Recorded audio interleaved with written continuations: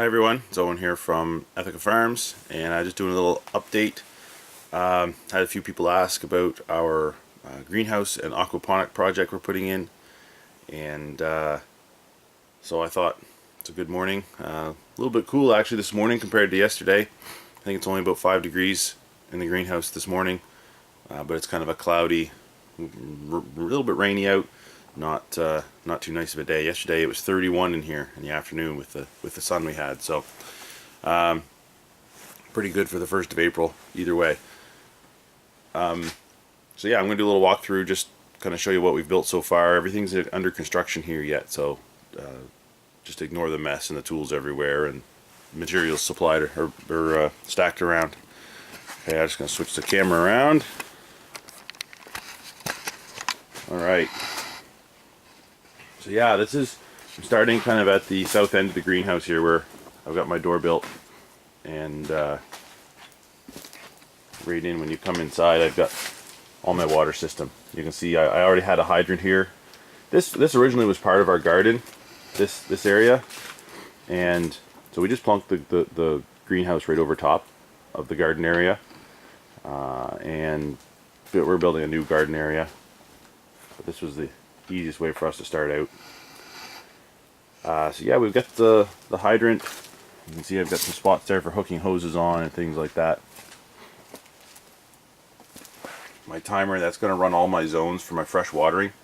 Not everything in the greenhouse is going to run off the aquaponics, so we've got kind of half and half. So there's going to be some fresh water in here between this valve and that T. Here on this board is where my injection system is going to go for my fertilizer injector. Now we've got this running down. This runs to my misting propagation system, actually. That valve. Yeah, so here's the aquaponics, kind of the soul of the aquaponics here with the fish tank. So you can see I've just sunk it in the ground a couple of feet. Well, not even 2 feet, 1.5 feet maybe. I'm gonna box that in and insulate it and things like that to help keep it cool in the summer. And there may be other things I have to do to make that work as well. So I've got some piping here. I don't actually have anything plugged in, so I can't turn it on for you, but you've got the pump sitting down at the bottom. It comes up. This one here actually runs, there's holes drilled in the bottom of that pipe. That's going to be my aeration, backup aeration. I do also have a air pump, but that's going to kind of do double duty. Aeration is very important for fish and the plants and the bacteria and everything, so I want to make sure I've got a lot of dissolved oxygen in there with redundant systems. So I'm going to have one on basically aerating with the pump, but if something happened to that, I'd also still have my air pump putting oxygen into the system. So the main line comes up here and runs along and goes up to that T. From there that splits and goes to my bed. So one is going to run down, come out this valve. On top of this here is going to be a grow bed and my biofilter all in one. So that's going to sit on top of here. I have not built that yet. It's going to go right on top of here. And so that's the outlet, the inlet for that. The rest of it runs down to this next spot. And this I've got set up as a deep water channel. So I've got my inlet there, and my outlet there, and then that runs down and back and dumps straight in. Okay, so that's that, and that's going to be a raft system for just lettuce. And then this top pipe runs all the way down.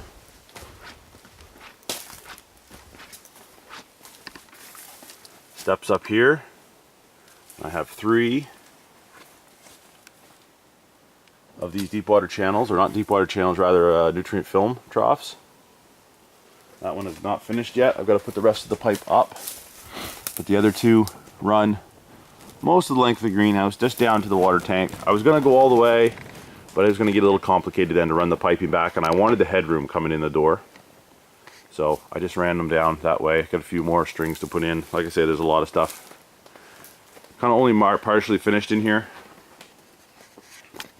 And so that there is the basics of the aquaponics system. It's really quite simple. There's not a lot to it. As far as the actual piping, I like simple. So I try to build things fairly straightforward so that there's not a lot of things to go wrong. I've got lots more space. I can add more beds on this bench if I need to, if I decide I need more grow area. The overhead stuff's going to be for all strawberries, is the idea, and lettuce in this, and then I think the biofilter media bed, which will be sort of an ebb and flow style, it's going to be, I don't know what we're going to put. I'll put a lot of different stuff in it, probably a lot of herbs and just whatever, just to maximize our growing space.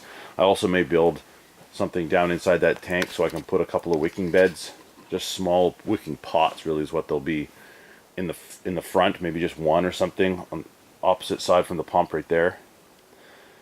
So just I want to do a lot of coverage, but I could pull that pot out if I need to, and so for accessing inside, accessing the fish and things like that.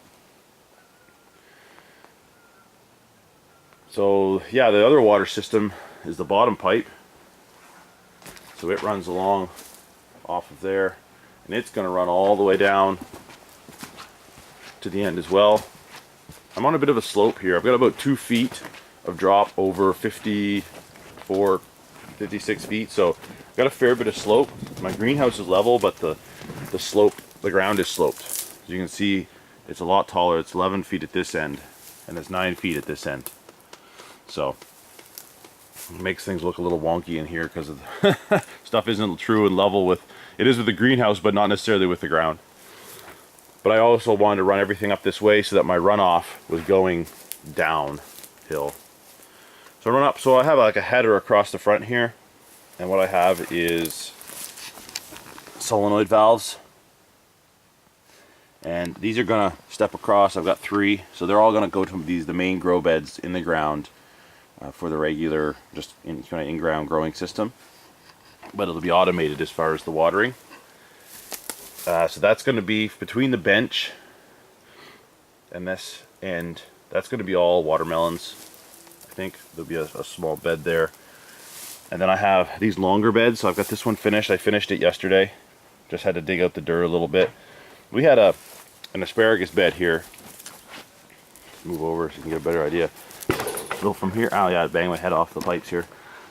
So basically from here over, this was all asparagus bed, and it's been there for years.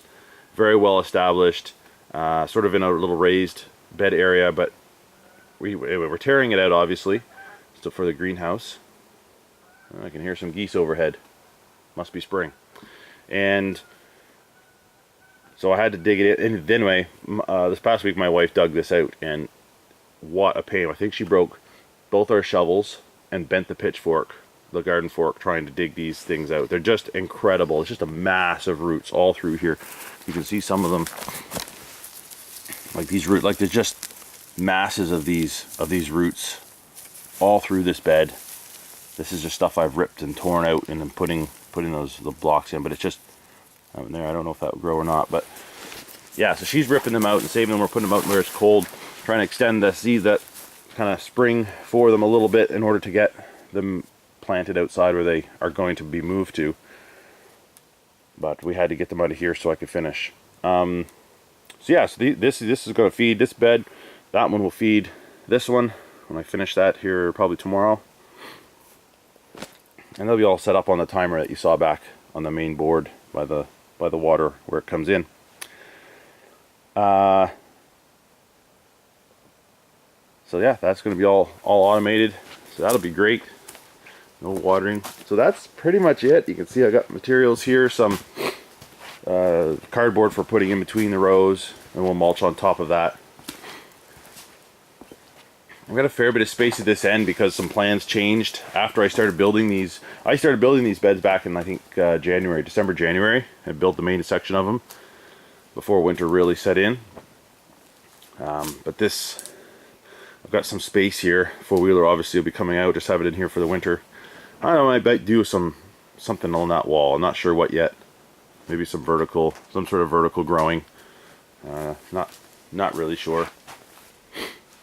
I don't really have any more spots built in, but I do have extra ports here that I put in for fresh water, so it wouldn't go through the injector system, but I could run a hose across or something if and put a timer on it if I wanted to, or a solenoid on it if I wanted to. So yeah, so that's kind of a basic overview of the whole system and what it's going to look like. These raised beds, I guess, are going to be tomatoes and peppers almost entirely.